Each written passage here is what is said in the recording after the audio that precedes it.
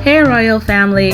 So we're heading to Bath Fountain and Bath Botanical Garden in the parish of St. Thomas. It's one of the places that is a must visit if you ever go to St. Thomas. From Martby, the capital, it's about 35-40 minute drive. It can be, I would say, faster than that, hopefully by the time you get there, because they're working on the roads, so that kind of make it a little bit longer. And then if you don't know the route, you're gonna go a little bit slower because you have to try to maneuver the winding roads. But it's really a nice trip to see. You see the beautiful mountains, the farm fields that are, left and right of you. So there's quite a nice, it's a very scenic, relaxing route to get to the Bath Fountain. The fountain was discovered by a slave. That's what the story is. He escaped and he had some wounds on his body, and while hiding in the area, he used to drink from the bath as well as to bathe in it, and within 3 days the wounds were healed.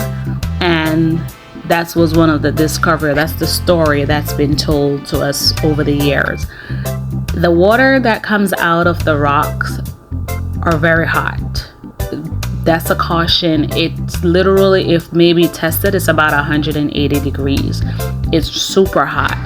And this is one of the very few areas in the island that has this type of ability to have water that one side is cold and then out of nowhere you have rocks that is spewing super hot water.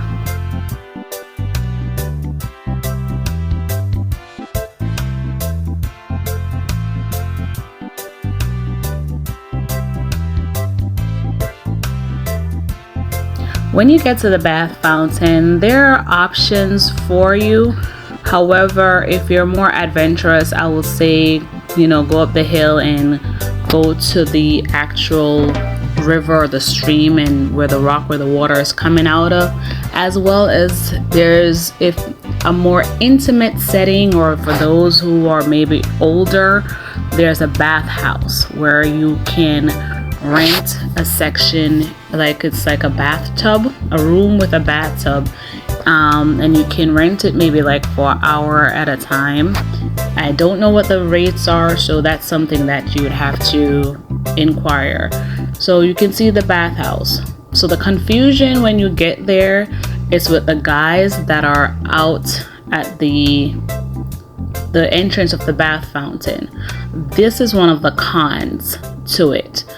There used to be a regulation as to what they should charge and how they should treat people, but this is my third time going there, and this is one of not the most pleasant experience that I had.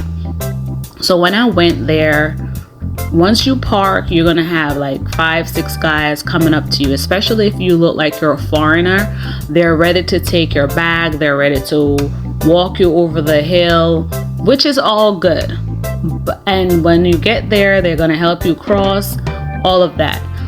They're going to start giving you massages and the full experience, which is what they're there for. However, they don't want to tell you what the price is until after the fact, which is not a good thing. And sometimes they will charge you based on what they think you look like or what you should have. They don't have a set price, which is not a good thing. So for me, that's a con. The pros of it is that yes, you're getting massage naturally. They're using the stones, they're using the mud, they're using the oils of the island. They make their own pimento oil, which smells really good and is very nice on your body. But their behavior towards visitors can be a really turn off. So it's best to go with someone that is local, or you make it known from the beginning that no, I don't want any service, I don't want to be massaged, I just want to go by myself, that's it. They're going to try to convince you to bring them, or they're going to tell you you can't go to the Bath fountain or the river without their accompaniment, which is not true. So that's one of the biggest turn off. And then, like I said, when they're doing the massage, they don't want to tell you the price until after. One guy wanted to charge $15,000, 15,000 Jamaican dollars to do a massage, which is about 150, 110 US dollars. I don't even do that in the States. And for my nephew, who is about 6 years old, they want $10,000 to massage the little kid. So that's a big turn off. I'm hoping that they come up with a regulation for that type of a service. But if you go, this is my advice to you: ask them what the price is. If they don't give you a good price, don't even take their service, because it's not a must. You can just enjoy the water, enjoy the fountain without any of that. But if you do go with someone local, or go with the intention that you're not spending a certain amount, because then they're going to come and they try to intimidate you, which is not a good feeling. I didn't care for it, but because I set my tone and I set what I wanted, then I gave them what I wanted, they accepted it, and it was fine. So just bear that in mind.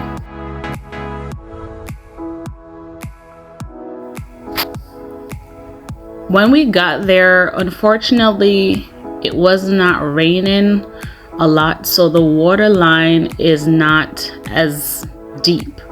The actual river part of it, or the stream, I would say, the water section that the water comes out hot is always gonna come out hot. It may not be forceful, but it's always gonna be hot.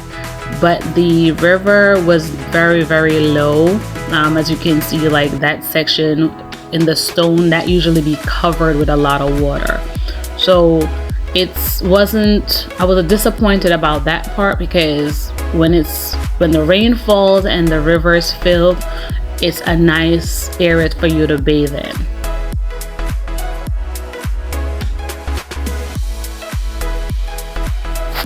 So when I got the service, they do a prayer over you. They massage you with the pimento oil. You get the mud bath as well. They massage you with their hands, as well as they have like a stone, like a rolling stone, that they literally let the stone sit in the hot water and get heated, and then they apply it to your skin. I must tell you that the pimento oil feels very, very good on your skin. The water, however, can be super, super hot. That was not my favorite part of it, or maybe because my skin was sensitive, I don't know. But they usually dip your towel into the hot water, then they dip it into the cold water to kind of balance it out. And depends on how sensitive you are, you may like it and you may actually scream. I had a few of those screaming moments when the water hit my back. So it's up to you, it's up to the person, but the experience is pretty good, especially if you get one of the guys who have been there for years. The one that I had that was massaging me, I don't remember his name, because I would definitely recommend him, but he gave me his services. This is my second time using him. Yeah, as you see my face, the water was super hot, but this is my second time using him. And the last time I was there, maybe about 4 years ago, when we were having a family reunion, he was one of the people that helped my grand aunt, he helped my older cousin, and then he did me. So I did remember his face. I know he didn't remember me, but I like his service. But there's a bunch of young guys that kind of, like I said, for me it was a turn off, and how they approach the business aspect of it. But to each his own. So you can still go, like I said, you don't have to do the service, but if you do, it's really a good experience.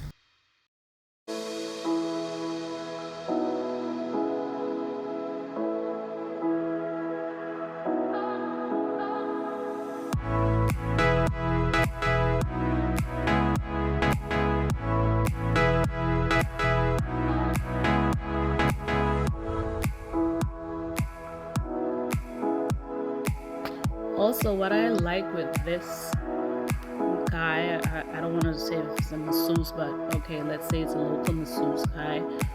He was very sensitive to how he approached females. So if you're a female and you don't really care for people touching you, I can tell you that he's very considerate on how he goes about touching you in certain areas, and he would let you know, listen, you could pull this up, pull this down. If you don't want it to be done, he is fine with it.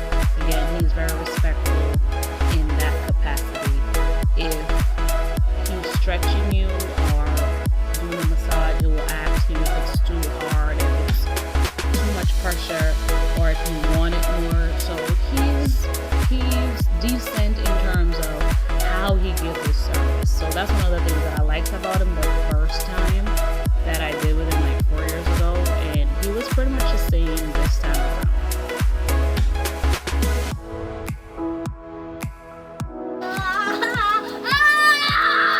Come here, mush.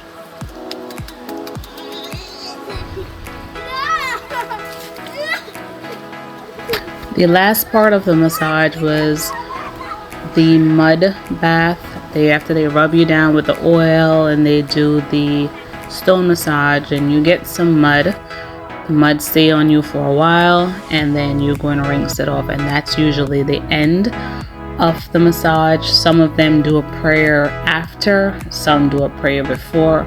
Also, you get the option whether or not to wet your hair or your head with the water. I chose not to because I had a cold, so I didn't want that part of it. But again, it's up to you. Everyone's experience is going to be different, but like I said, for me being a traveler as well as a local person, I'm not considered a local to them, but there's a lot of pros. This beautiful water is a beautiful area to drive through and experience it, but my cons that I did not like was the way in which they go about pricing and intimidating people about getting their money.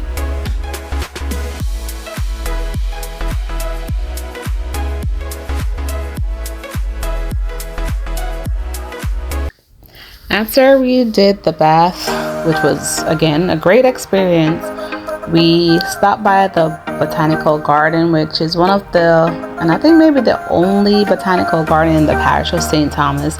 It's been there from 1779. It's on less than an acre of land.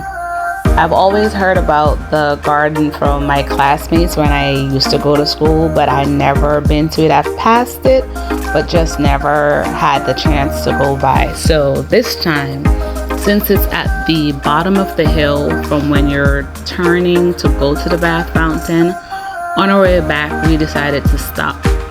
It was well kept. That's a very, very big thing. It was very clean. It was very well kept. The lawns were done. The plants seemed to be well taken care of. The only thing is that like some of the signs of what type of trees they were not on there. They have a few, but not as many. Like some of them were missing. But in terms of whoever is keeping the garden nice and neat, they're doing a good job. And it's very, very relaxing. It's beautiful. It's somewhere you could go to study or just to clear your mind or have a good walk, possibly a picnic. It's very, very relaxing. So if you get a chance, that's another place that you can stop on your way to or from the bath fountain. And at the time, there was no cost to go in there. The gate is open. You can just go ahead and walk around. There are a few benches that you can sit and just relax and enjoy the garden as it is.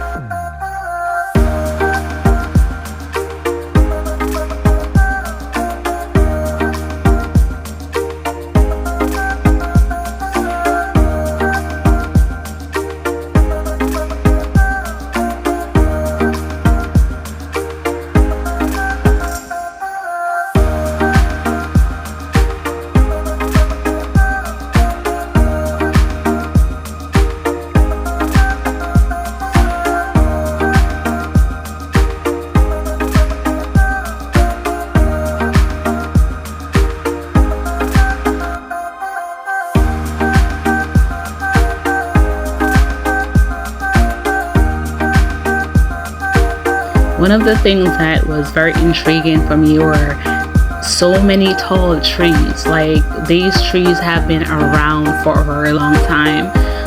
If trees could talk, I'm quite sure that they could give you a whole lot of stories of what Jamaica or St. Thomas or Bath, that area, used to be like before now, because like I said, the park was established from 1779, and chances are some of the plants themselves were maybe there before. Actually, there's a tree that's gonna come up in the video. It's one of the largest trees that is in the parish of St. Thomas, possibly the largest tree in Jamaica. It's been there for a while. I don't know the name of it. If you see it and identify it, let me know in the comments. But that tree has been there for a very long time. But there are a lot of other tall, beautiful trees that are there, both indigenous to Jamaica and the Caribbean. But like I said, unfortunately, it was very hard for me to identify them. I didn't have my internet, so I couldn't use my plant app to get some of the names of it. But I'm quite sure there's a lot of them that had medicinal value and medicinal properties that were in the garden itself. I just hope that if you visit the park that you will enjoy it, you will embrace it, and respect the park itself, the environment, help keeping it clean, because to me it was very clean. Hopefully there's somebody that may be there to help you identify some of the plants that was there. I wish though that there were more flowers, but you know, it's fine. It's a park. Like I said, it's very relaxing. Maybe because it was a Sunday, we didn't see anyone who worked there, because my aunt told me that sometimes there's a guy that's there. Maybe you could have answered my questions as far as what are some of the names of the plants that are there that I did not see a label for. So, but it's one of the places that you can go if you're getting married or have a birthday party. It's a nice place for a photo shoot. It's a nice place to go and study or just relax, especially a nice cool evening, you know, just to lay and chill in the park. So if you ever get a chance, those are two places that you should or could visit, which is the Bath Fountain, where you can experience the hot water, and the Bath Botanical Garden, right here in the beautiful parish of St. Thomas.